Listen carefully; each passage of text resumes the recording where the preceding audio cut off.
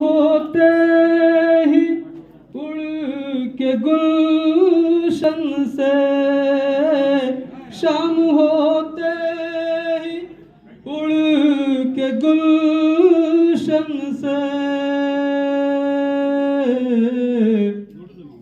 पहले जुगनू के घर गई खुशबू, पहले जुगनू के घर गई खुशबू।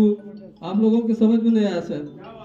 बेकर साहब, सलेमान शमसी और ये समाज फरमाइए। आप लोग तो शायर हैं, आप कम से कम हौसला अफजाई कीजिए।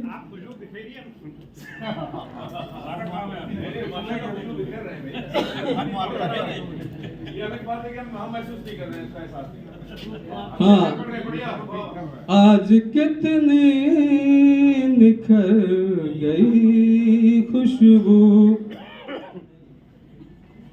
गुलो बुलबुल उदास रहते हैं, गुलो बुलबुल उदास रहते हैं, जब से साजन के घर गई खुशबू, जब से साजन के घर गई खुशबू। बेटियां हमारी खुशबू होती हैं और गुलो बुलबुल बाप माँ होते हैं, समझिए।